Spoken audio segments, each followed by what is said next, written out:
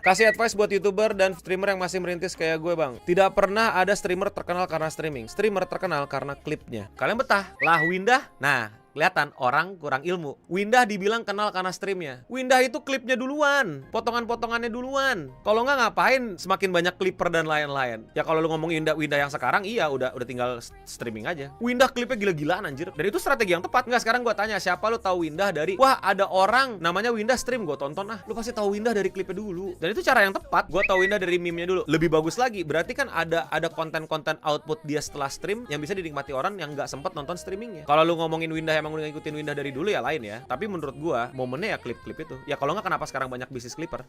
Berarti bikin konten dulu. Berarti jadi konten kreator dulu. Jangan jadi streamer dulu. Lu stream ketika lu udah punya orang-orang yang rela nontonin lu berlama-lama, berjam-jam, nggak ada cut-nya, nggak ada subway surf di atasnya. Kayak gua, ya kan? Kita udah hampir 3 jam ngobrol. Streamer mulai naik daun banget. Oh enggak, streamer mulai lagi turun secara angka. Gua gak bohong. Gua nggak enak ceritain ini, tapi gua rasa pasti kalian tahu. Gua pernah ketemu video di YouTube, tapi gue nggak tahu apakah dia streamingnya di YouTube apa tempat lain ya. Video cewek ngedesah main Mobile Legend. Sumpah gue kayak,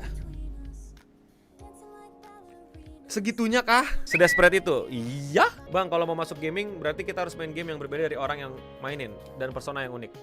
Bukan masalah itu. Masalahnya adalah ada yang mau nontonin lo main game nggak? Gini, ini logika teman-teman. Sekarang gini, kenapa orang mesti nontonin lo main Mobile Legend? Ngerti gak sih maksud gue? Apa alasan orang mesti nonton lo main Mobile Legend, bangsat? Lu siapa? Kenapa nggak Anda nonton Eno Bening aja, dapat ilmu, dapat pendidikan tentang jadi konten kreator dan dapat info-info tentang orang luar? Kenapa mesti nontonin lo main Mobile Legend? Lu jago, lu top global, lu lucu, lu menarik. Enggak kan? Nah itu jawabannya. Jadi lu bukan masalah main yang beda apa enggak.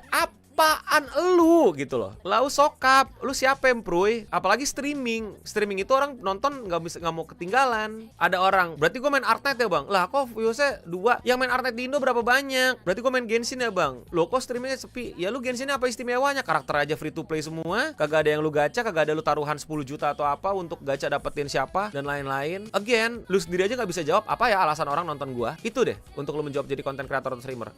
Kenapa lu mesti ditonton? Ketika lu pengen jadi streamer Arknight dan tiba-tiba ditonton sama 10 orang, tapi lu nggak kesel, lu sadar emang ternyata level gue masih segini, ya udah. Intinya lo ganteng atau cantik banyak yang nonton. Enggak juga. Ada cewek cantik banget udah pakai belahan di streamingnya, nggak ada yang nonton. Kenapa? Karena lebih baik dia buka yang lebih seksi daripada dia. Atau ya cewek yang nggak buka-bukaan tapi udah keburu terkenal. Itu juga pikiran paling cetek lagi, yang penting ganteng, yang penting cantik. Memang ganteng dan cantik menambah value, tapi belum tentu lu cantik lu bisa ngalahin orang yang lebih menarik daripada lu. Banyak loh cewek cantik yang menurut gue nggak bisa, kasarnya maaf ya, jual diri. Jual diri itu bukan jual diri yang prostitusi atau apa, tapi menjual diri atau persona dia, branding dia, dan kegiatan konten kreator dia ke audiens. Modal cantik doang aja, tapi viewsnya kalah. Gue selalu bilang, cosplayer yang NSFW, kalau viewersnya di bawah IG Akil, berarti lu gagal total. Oke, berarti harus ada faktor yang dipikirin untuk buat orang nonton. Tapi kadang ada nggak sih case dimana misal streaming yang nggak engaging by teori, misal dia ngomong kikuk malu-malu ternyata nggak rame. Nggak ada, itu lu berimajinasi aja. Either apapun itu, kalau itu engaging, it's engaging. Nggak ada engaging by teori itu nggak ada. Dia ngomongnya kikuk tapi lucu, akhirnya orang tetap nonton, ya nonton. It's not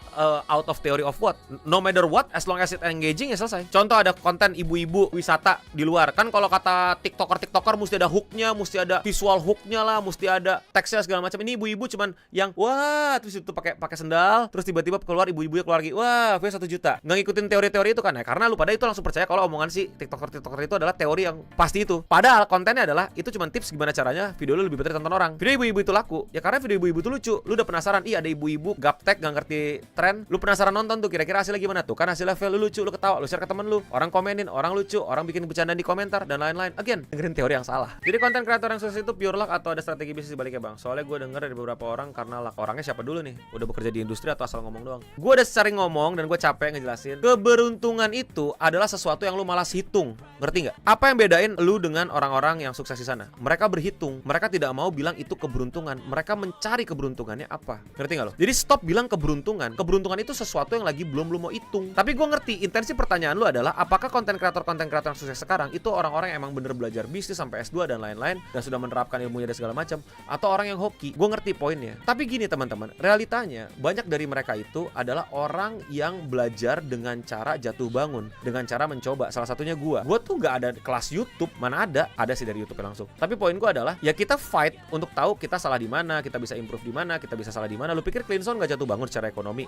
Lu pikir Eno Bening nggak jatuh bangun bangun secara traffic. Kita pelajarin, kita evaluasi. Tapi mungkin awalnya kita by guts atau by asal main, sehingga kita ketemu formulanya tanpa kita sadar. Itulah kenapa gue selalu saranin buat konten kreator, mulailah dari fun. Karena lu akan melakukan ini tiap harinya. Kalau nggak fun ngapain? Makanya dari awal Judul bilang ke gue kalau konsultasi, lu mau duitnya atau mau funnya. Nah, ketika lu dapat funnya, lu bakal konsisten ngelakuin, lu bakal nemuin trial and errornya, lu bakal nemuin kesalahannya, keininya segala macamnya dan lain-lainnya. Akhirnya mungkin lu mulai ikut kelas bisnis, mungkin lu mulai ambil manajer, lu mulai ambil editor dan lain-lain. Tanpa lu sadar lu belajar bisnis tanpa lu kelas formal. Jadi terlalu kompleks aja untuk dikasih dua pilihan. YouTuber sukses karena beruntung atau belajar. Ya nggak tahu. Tiap orang beda-beda case-nya atau bahkan hybrid dua-duanya. Dan memang tidak menutup kemungkinan orang ini nggak ngerti bisnis tapi beruntung banget. Nah, gue nggak suka kata beruntung ya karena lu malas nilai. Beruntung di mananya? Pada saat TikTok lagi rame-ramenya, dia bikin 10 video per hari. Dia nggak beruntung. Dia kerja keras. Walaupun dia nggak tahu arahnya masih berantakan, tapi dia konsisten. Dia beruntung lagi. Yaitu adalah ketemu orang yang dia percaya untuk bisa manage akunnya atau bisa menemukan dia ke sponsor-sponsor. Dia beruntung atau dia memang sudah menanam pertemanan yang baik ke banyak orang sehingga dia bisa dipercaya orang dengan mudah. Nah, again, kata beruntung itu akan membuat lu semakin miskin karena lu malas berhitung.